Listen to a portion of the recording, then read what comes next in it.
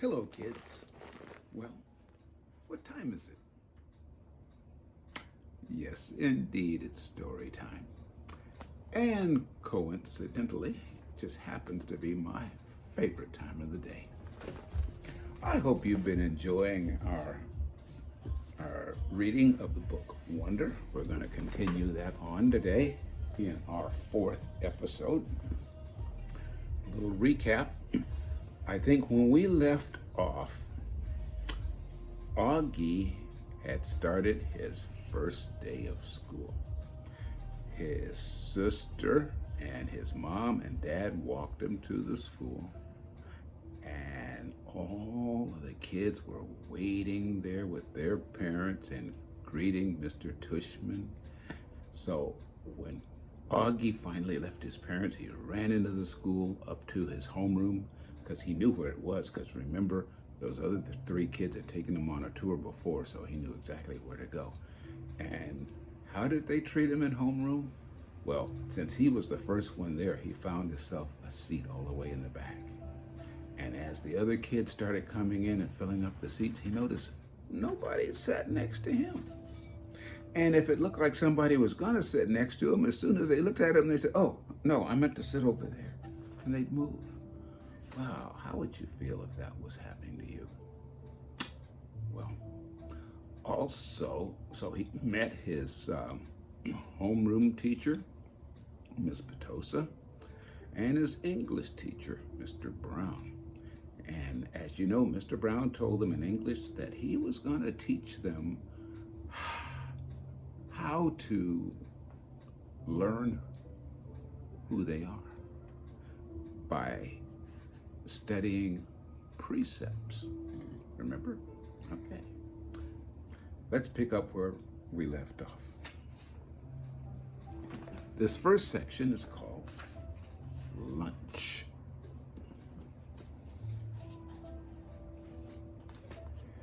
Via had warned me about lunch in middle school, so I guess I should have known it was going to be hard. I just hadn't expected to be this hard.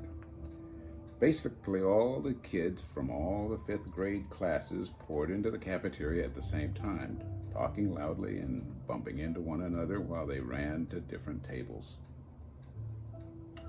One of the lunchroom teachers said something about no seat saving allowed.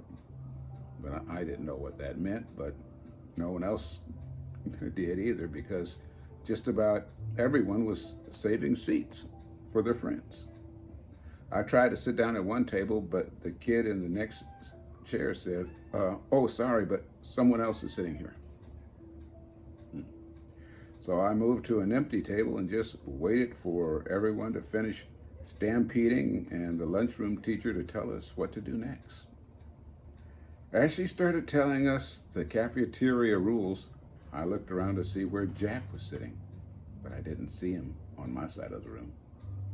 Kids were still coming in as the teacher started calling the first few tables to get their trays and stand on line at the counter.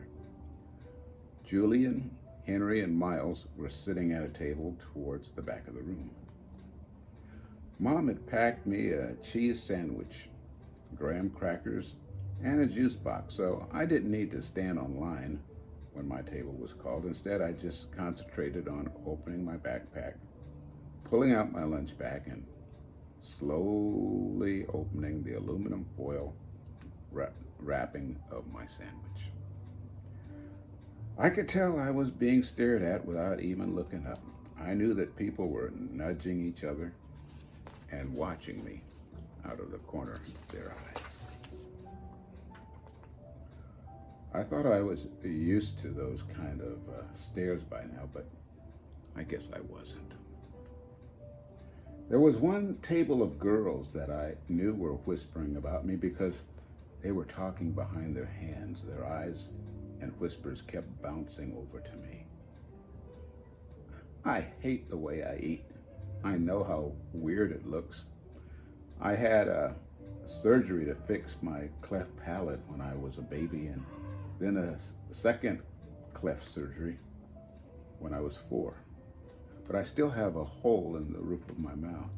And even though I had jaw alignment surgery a few years ago, I have to chew food in the front of my mouth.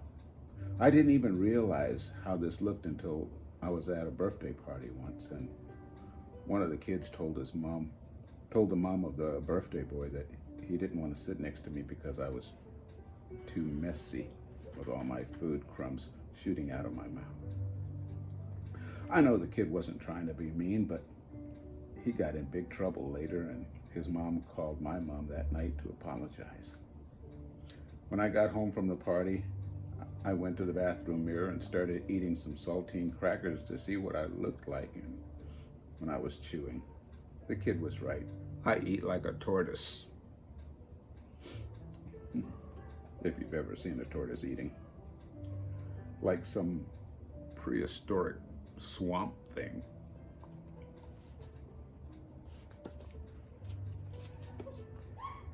Hey, is this seat taken? I looked up, and a girl I never saw before was standing across from my table with a lunch tray full of food. She had long, wavy brown hair and wore a brown t-shirt with a purple peace sign on it. No, I said. She put her lunch tray on the table, plopped her backpack on the floor, and sat down across from me. She started to eat the mac and cheese on her plate. Ugh, she said after swallowing the first bite. I should have brought a sandwich like you did. I said, nodding. My name is Summer, by the way. What's yours? August. Cool, she said. Summer!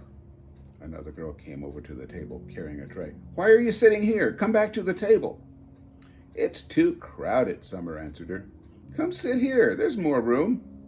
The other girl looked confused for a second. I realized she had been one of the girls that I had caught looking at me a few minutes earlier, hand cupped over her mouth, whispering. I guess Summer had been one of the girls that was at that table too. Never mind, said the girl, leaving. Summer looked at me, shrugged, smiled. I took another bite of her mac and cheese.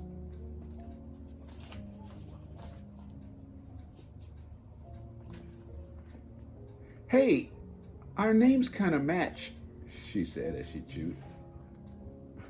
I guess she could tell I didn't know what she meant. Summer? August? She said, smiling, her eyes open wide as she waited for me to get it. Oh, yeah, I said after a second. We can make this summer-only lunch table, she said. Only kids with summer names can sit here. Let's see, is there anyone here named June or July? There's Maya, I said. Technically, May is spring, Summer answered. But if she wanted to sit here, we can make an exception. She said it as if she had actually thought the whole thing through. There's Julian. That's like the name Julia, which comes from July. I didn't say anything. There's a kid named Reed in my English class, I said. Yeah, I know Reed, but how is Reed a summer name? She asked. I don't know, I shrugged. I just picture like a reed of grass being a summer thing. Yeah, okay, she nodded, pulling out her notebook. And Miss Potosa could sit here too. That kind of sounds like the word petal, which I think of as a summer thing too. I have her for homeroom, I said. I have her for math, she answered, making a face. She started writing the names on the second to the last page of her notebook. So who else, she said. By the end of lunch, she had come up with a whole list of names of kids and teachers who could sit at our table if they wanted. Most of the names weren't actually summer names, but they were names that had some kind of connection to summer. I even found a way of making Jack Will's name work by pointing out that you could turn his name into a sentence about summer like, Jack will go to the beach, which Summer agreed worked fine. But if someone doesn't have a summer name and wants to sit with us, she said very seriously, we'll still let them if they're nice, okay? Okay, I nodded, even if it's a winter name. Cool beans, she answered, giving me a thumbs up. Summer looked like her name. She had a tan and her eyes were green like a leaf.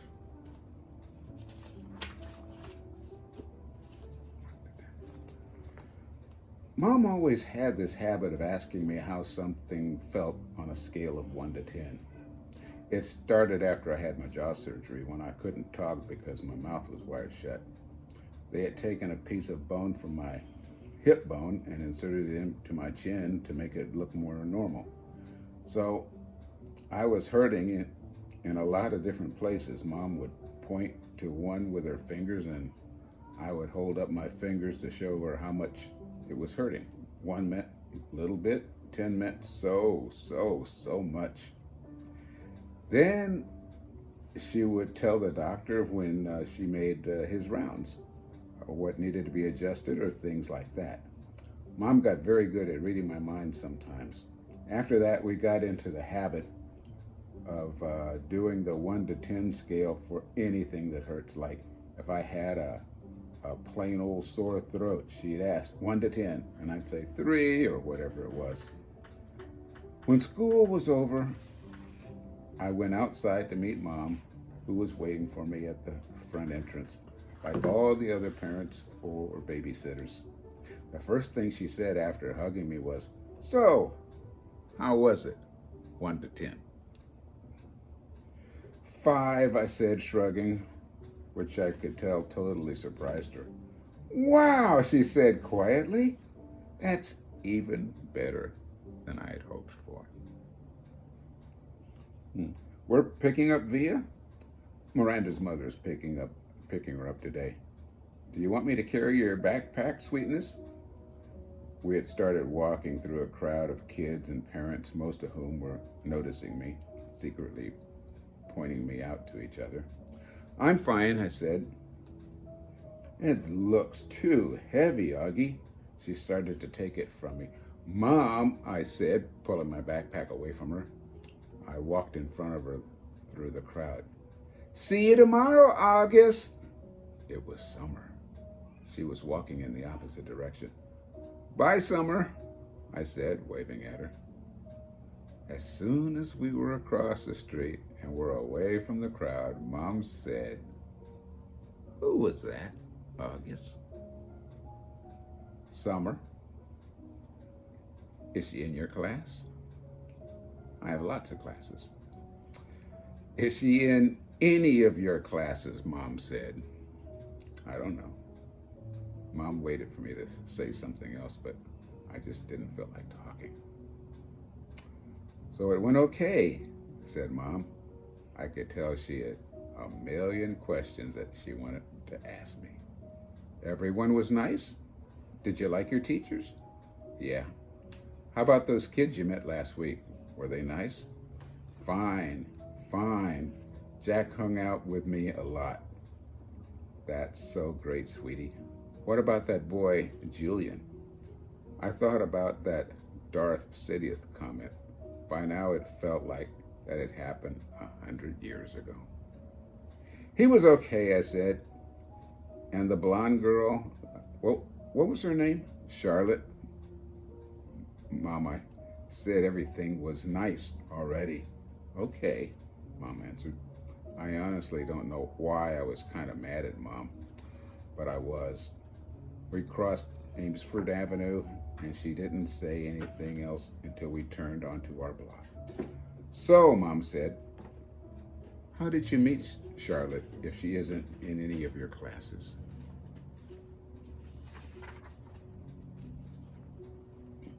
We sat together at lunch, I said.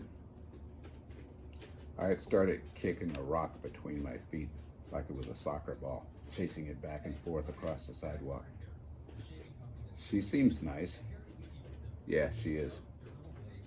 She's very pretty, Mom said. Yeah, I know, I answered. Kind of like Beauty and the Beast. I didn't wait to see Mom's reaction. I just started running down the street after the rock, which I had kicked as hard as I could in front of her. That night, I cut off the little braid in the back of my head. Dad noticed it first. Oh, good, he said. I never liked that thing. Via couldn't believe I had cut it off. That took you years to grow, she said, almost like she was angry. Why did you cut it off? I don't know, I answered. Did someone make fun of it? No. Did you tell Christopher that you were cutting it off? We're not friends anymore. That's not true, she says. I can't believe you would just cut it off like that, she added, snootily, and then practically slamming my bedroom door shut as she left the room. I was snuggling with Daisy on the bed when Dad came to tuck me in later. He scooched Daisy over gently and lay down next to me on the blanket. So, Augie Doggie, he said, it was really an okay day. He got that from some old cartoon about a Dachshund named Augie Doggie. By the way, he had bought it for me on eBay when I was about 4, and we watched it a lot for a while, especially in the hospital. He would call me Augie Doggie, and I would call him dear old Dad, like the puppy called the Dachshund Dad in the show. Yeah, it was totally okay, I said, nodding. You've been so quiet all night long. I guess I'm tired. It was a long day, huh? I nodded. But it really was okay. I nodded again. He didn't say anything, so after a few seconds, I said, it was better than okay, actually. That's great to hear, Augie, he said quietly, kissing me on my forehead. So it looks like it was a good call that Mom made of your going to school. Yeah, but I could stop going if I wanted to, right? That was the deal, yes, he answered. Though I guess it would depend on why you wanted to stop going too. You know, you have to let us know. You'd have to talk to us and tell us how you're feeling and if anything bad is happening, okay? You promise you'd tell us? Yeah. So, can I ask you something? Are you mad at Mom or something? You've been kind of huffy with her all night long. You know, Augie, I'm as much to blame for sending you to that school as she is. No, she's more to blame. It was her idea. Mom knocked on the door just then, and I peeked her head inside my room. I just wanted to say goodnight, she said. She looked kind of shy for a second. Hi, Mama, Daddy said, picking up my hand and waving it at her. I heard you cut off your braid, Mom said to me, sitting down on the edge of the bed next to Daisy. It's not a big deal, I answered quickly. I didn't say it was, Mom. Why don't you put Augie into bed tonight, Dad said to Mom, getting up. I've got some work to do anyway. Good night, my son, my son. That was another part of that Augie Doggie routine, though I wasn't in the mood to say good night, dear old Dad. I'm so proud of you, said Dad, and then he got up off the bed. Mom and Dad always had taken turns putting me to bed. I know it was a little babyish of me to still need them to do that, but that's just how it was with us. Will you check in on Via, Mom said to Dad as she lay down next to me. He stopped by the door, turned around. What's wrong with Via? Nothing, said Mom, shrugged. At least that she would tell me, but first day of high school and all that. Dad said. And then he pointed his finger at me and winked. It's always something with you kids, isn't it? He said. Never a dull moment, said Mom. Never a dull moment, Dad repeated. Good night, guys. As soon as he closed the door, Mom pulled out a book that she had been reading to me for the last couple of weeks. I was relieved because I really was afraid she wanted to talk, and I just didn't feel like doing that. But Mom didn't seem to want to talk either. She just flipped through the pages until she got to where she had left off. We were about halfway through The Hobbit. Stop, stop, shouted Thorin, said Mom, reading aloud. But it's too late. The excited dwarfs have wasted their last arrows, and now the bows that Bjorn had given them were useless. They were a gloomy party that night, and the gloom gathered still deeper on them in the following days. They had crossed the enchanted stream, but beyond it the path seemed to struggle on just as before, and in the forest they could see no change. I'm not sure why, but all of a sudden I started crying.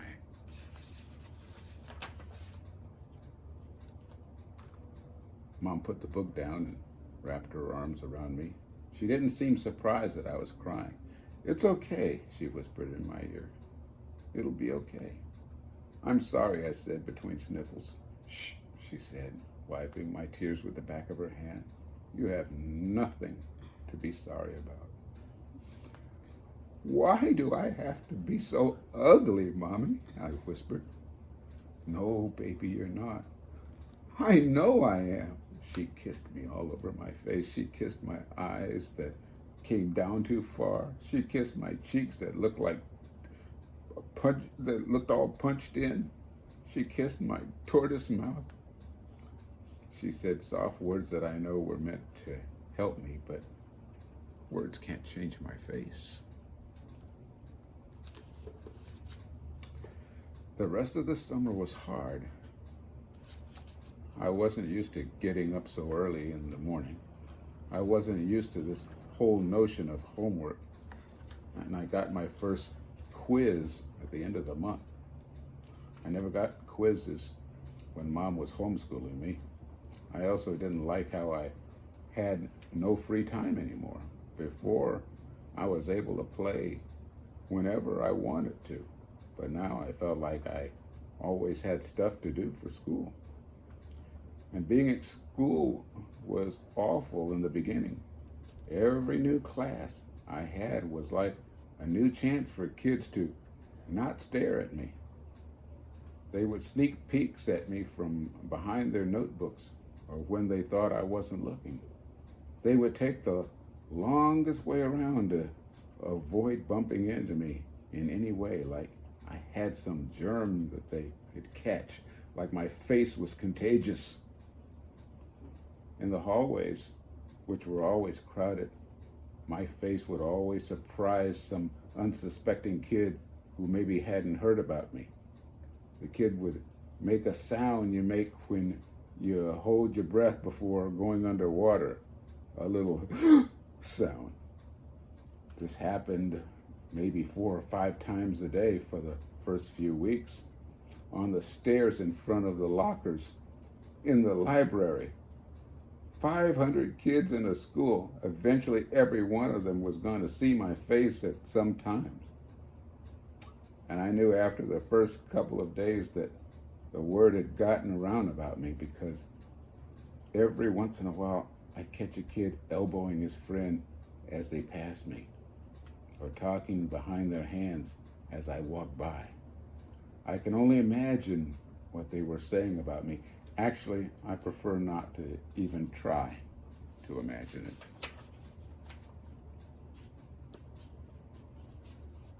I'm not saying they're doing any of these things in a mean way. By the way, not once did any kid laugh or make noises or do anything like that. They were just being normal, dumb kids. I know that. I kind of wanted to tell them that. Like, it's okay. I know I'm weird looking. Take a look. I don't bite. Hey, the truth is, if a Wookiee started going to the school all of a sudden, I'd be curious. I'd probably stare a bit. And if I was walking with Jack or Summer, I'd probably whisper to them, "Hey, there's the Wookiee." And if the Wookiees caught me saying that, he'd know I wasn't trying to be mean. I was just pointing out the fact that he's a Wookiee. It took about a week for the kids in my class to get used to my face. These were the kids that I would see every day in all of my classes. It took about 2 weeks for the rest of the kids in my grade to get used to my face. These were the kids that I would see in the cafeteria and the yard at PE and the music and the library and the computer classes. It took about a month for the rest of the kids in the entire school to get used to it. These are the kids in all of the other grades. There were big kids, some of them. Some of them had crazy haircuts. Some of them had earrings in their nose. Some of them had pimples. But none of them looked like me. I hung out with Jack in homeroom, English, history, computer, music, and science, which were all the classes we had together. The teachers assigned seats to every class, and I ended up sitting next to Jack in every single class. So I figured either the teachers were told to put me and Jack together, or it was totally incredible coincidence. I walked to class with Jack too. I know he noticed kids staring at me, but he pretended not to notice. One time though, on our way to history, this huge 8th grader who was zooming down the stairs 2 steps at a time accidentally bumped into us at the bottom of the stairs and knocked me down. As the guys helped me up, he got a look at my face, and without even meaning to, he just said, "Whoa!" Then he patted me on the shoulder like he was dusting me off and took off after his friend. For some reason, me and Jack started cracking up. "That guy made the funniest face," said Jack as we sat down at our desk. "I know, right?" I said. He was like, "Whoa!" I swear I think he wet his pants. We were laughing so hard that the teacher, Mr. Roach, had to ask us to settle down. Later, after we finished reading about how ancient Sumerians built sundials, Jack whispered, Did you ever want to beat those kids up?" I shrugged. "I guess. I don't know. I'd want to. I think you should get a secret squirt gun or something and attach it to your eyes somehow. And every time someone stared at you, you would squirt them in the face with some green slime or something." No, with slug juice mixed with dog pee. "Yeah," I said, completely agreeing. "Guys," said Mr. Roach from across the room, "people are still reading." We nodded and looked down at our books. Then Jack whispered, "Are you always going to look this way, August? I mean, can't you get plastic surgery or something?" I smiled and pointed to my face. "Hello, this is after plastic surgery." Jack clapped his hands over his forehead and started laughing hysterically. "Dude, you should sue your doctor," he answered between giggles. This time the two of us was laughing so much we couldn't stop, even after Mr. Roach came over and made us both switch seats with the kids next to us. Mr. Brown's October Precept. Mr. Brown's precept for October was, I don't know if you can see it, but it says, "Your deeds are your monument." Your deeds are your monument. That's Mr. Brown's October precept. Remember, we already saw his September precept. So his October precept is, your deeds are your monument. He told us that this was written on the tombstone of some Egyptian guy that died thousands of years ago. Since we were about to start studying ancient Egypt and history, Mr. Brown thought it was a good choice for a precept.